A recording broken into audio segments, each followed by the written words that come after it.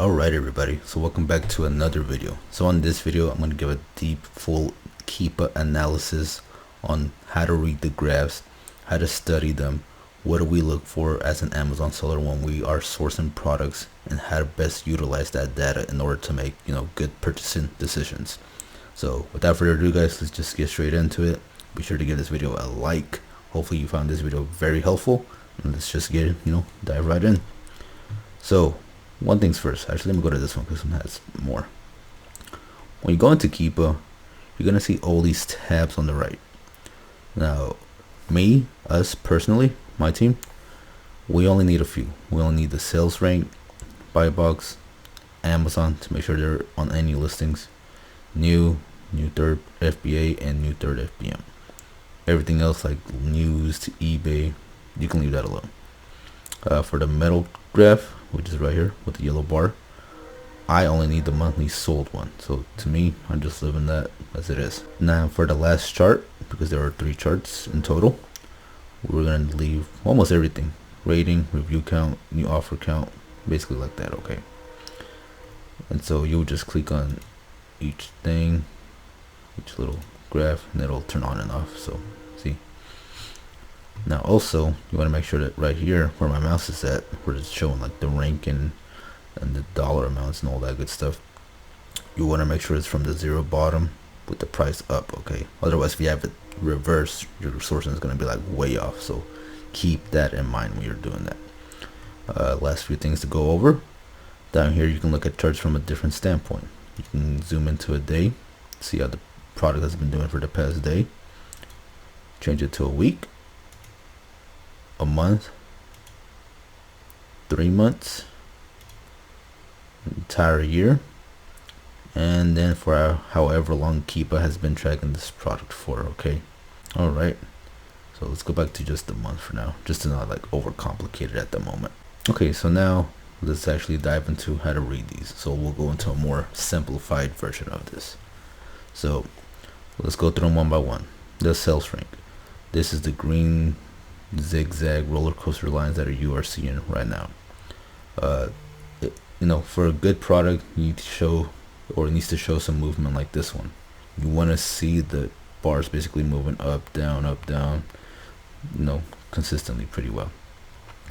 One of the biggest red flags in a product is when the green chart wants to just keep going up, and then never dips, because that usually tells us either the product is, a slow moving ASIN that nobody wants to buy. So you might see this more on like the book category or so, or higher ASP products, like $500 product type of things. Or it can mean that the offer count dropped, and that means nobody has it in stock. So just something to keep in mind, okay? So if you see like a hill shape type of shape on the Keepa chart with the sales rank, that means it could mean both things. So something to think about. Now the buy box. This is how much the product has been at the buy box for the past week, month, or 3 months, or however you set it for. So if we put this at a year, we can see that the buy box has been the same price, except for right here on July 23rd, it was at $49.99. So they managed to sell it a bit more, $5 more at that point. And look, here's a great example of what I was just saying earlier about the sales rank. So as you can see, the sales rank right here was consistent, just moving. And then right here by December 8th, it started climbing, raising. And from a beginner standpoint, you see a huge sales rank number like this in the 200K range, or even 250K range. You would assume that this product is not worth selling. It's too slow. It doesn't have any volume. But if you look down here at the offer count, which is how many sellers are on the listing, there's a huge gap here. That means whoever was selling this product, they sold out. And so because of that, the sales rank went up because nobody was purchasing it at that moment, alright?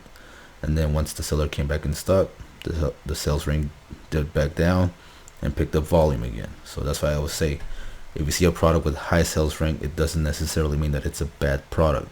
You need to dig deeper and find out what's going on, okay? And so in this example, we found why that was, and that's because nobody had it at the moment. So perfect example. Now these triangles, it shows who had the buy box at the time. So because this only had one seller, it's going to show the same seller. Now if we go on this Nike one, if we scroll through the past month even, we can see we have Quality Products Utopia LLC and TR Box had the buy box. Who else? I saw someone else.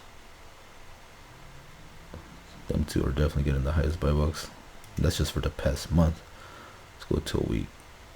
Satisfying Shipping Products had the buy box at times.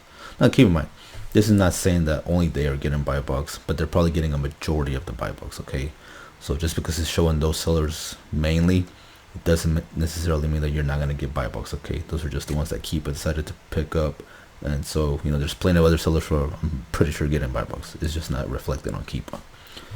So yeah, and that's really the basics with that. Let me see. New party FBM. Actually, you could turn a new party FBM too. It's not even necessary like that.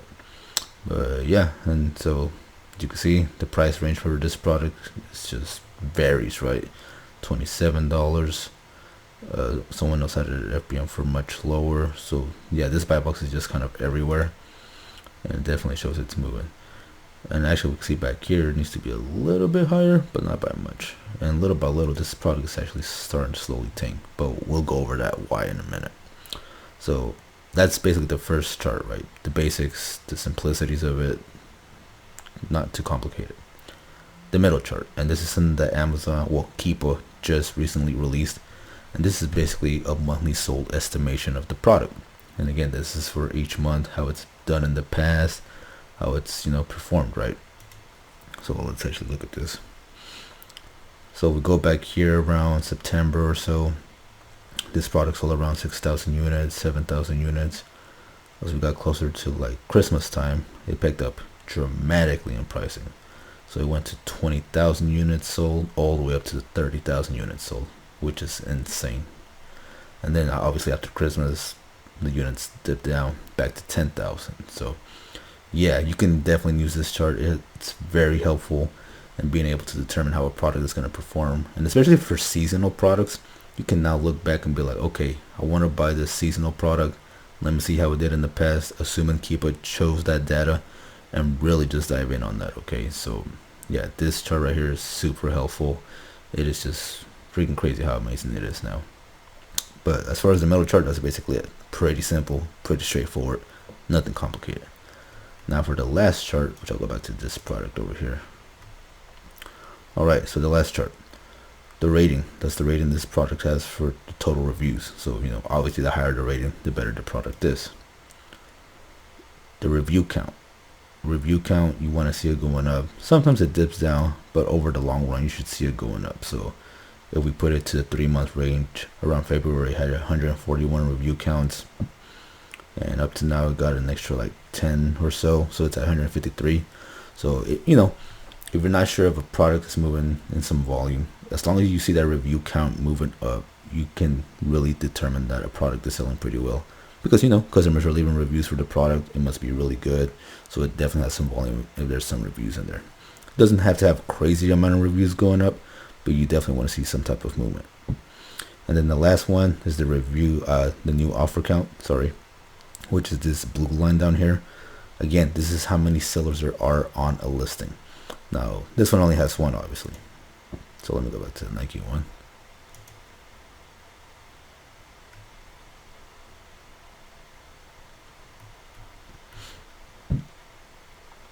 So let me go into a month. So as you can see, and for those Amazon sellers who are watching this that are more experienced, this product is rising in demand with a lot of sellers. Back in March, it had 39 offers, which means only 39 people were selling this product. As of April, it has over 100 sellers. That is freaking insane, man. So over time, more and more people started buying this product. They're trying to list them. I mean, look at that review count, 16,000 review count. This thing definitely has some major volume in there. So you can tell this product has some huge velocity. I mean, the 10,000 monthly sold proves that, right?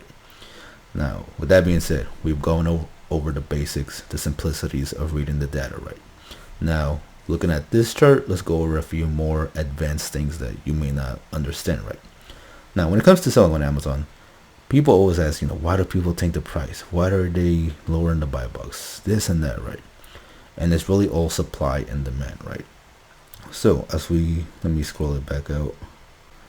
So as we can see, 3 months ago, around March, this had less than like 30 sellers, or around 30 sellers max.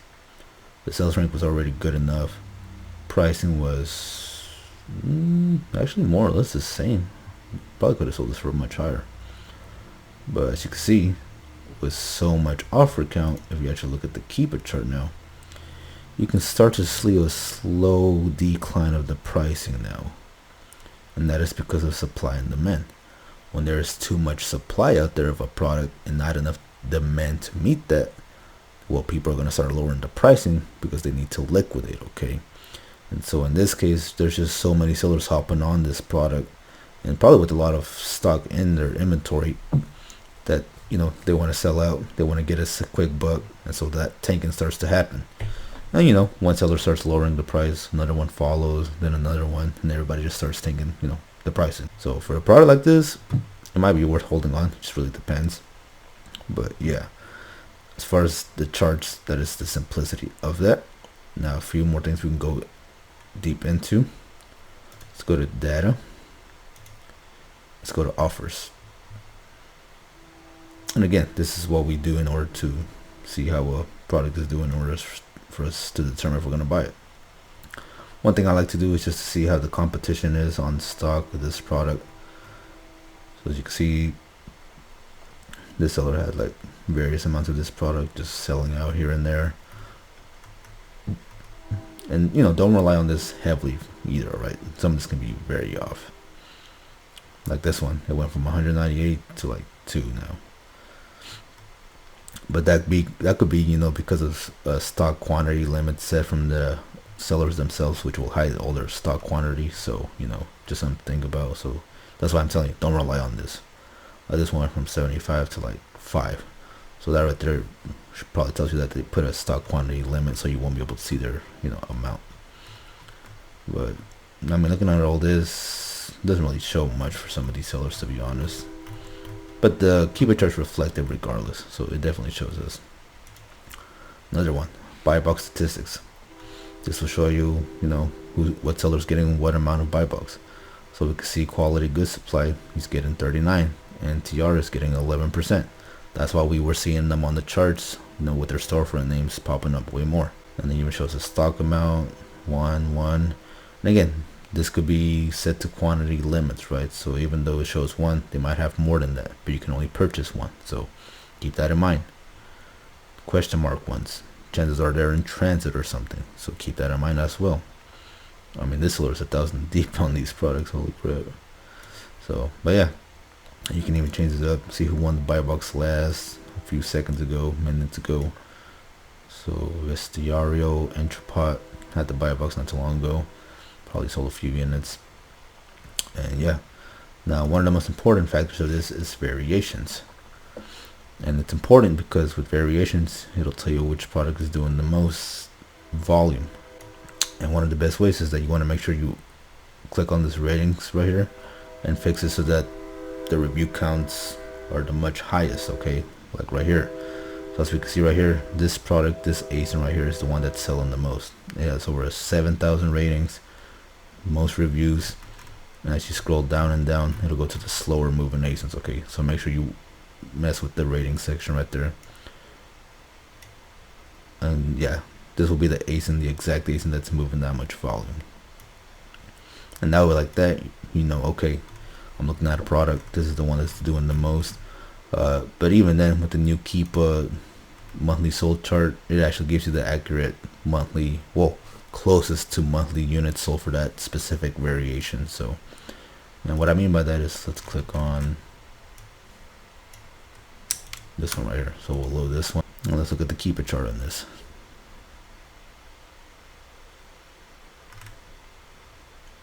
Okay, so we look at the monthly sold, only about 400 to 500 units of this product is selling. So again, that tells us that this is the slowest ASIN within that variation. Which 500 monthly units sold is still not bad, but you know, you definitely don't want to end up ever getting confused on which ASIN is selling how much. So Keepa has done a very good job of being able to do this for each variation separately. But yeah, I mean, all in all, guys, this is basically the simplicity One last thing to take note of is Amazon on the listing.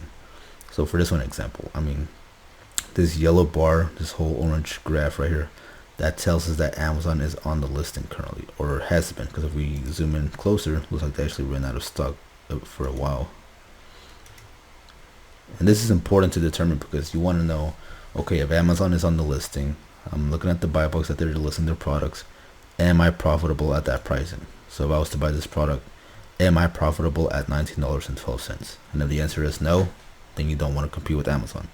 And if the answer is still yes, you always want to make sure that you factor in your risk, because Amazon can and will lower their pricing just to basically sell out. Okay, so always keep that in mind. Keep in mind, they also don't pay fees that we do with the FBA, so they have plenty of space to make, you know, some margin in there. But all in all, guys, that is basically how we read a Keepa chart. And it's charts like this that makes you help better buying decisions, because if I'm looking at a product, and this product specifically, I'm thinking of buying it, it has 10k, you know, monthly sold units, maybe the profit margins look good, maybe I'll sourcing this right now, I'll go out here on RevSeller on my end, some of you guys may use Seller app or whatever it may be, you look at the margins, they looked okay, but you know, you look at a chart like this and you think to yourself, okay, I see the offer count going up, that means so many sellers are about to hop on this. I see the Keepa chart, the pricing is starting to slow down, starting to lower. Do I really want to hop on this product even though I know I'm going to be profitable right now? And you know, that's something that you really need to consider, because if you buy a product like this, people start taking the price, it can go wrong really quick, and then you're stuck with a product that, you know, you're not going to be able to move. Well, this product will move, but you probably won't make as much margin either. Okay, and even with the fast velocity product like this, with this much offer count, maybe you could still FBM it, maybe test, you know, a few units and just push them out from day one, right? And so like that, you're able to avoid the whole tanking to FBA, because if I send something to FBA looking at this chart, there's a high chance it's going to tank by the time they check in. So, you know, diversifying into some FBM looking at this chart could help too. It's less risk, but it's still risky, right? Because the pricing is still dramatically dropping. So, but yeah, so those are just some factors that you want to take in when you're sourcing and using Keepa. Okay, but hopefully this video really helped you guys. Hopefully you got a lot of value from this. Hopefully you understood everything from A to Z as far as Keepa. And again, this was just the basics that we use in order to basically source products. Okay, this was nothing about Keepa product finder or anything like that. That's a whole different, you know, subject for a different day. But this will get you the basics of understanding Keepa and helping you source and buy products. Okay, so hopefully this helped. Hopefully you got some value, and as always, guys, we'll see you in the next one. Peace.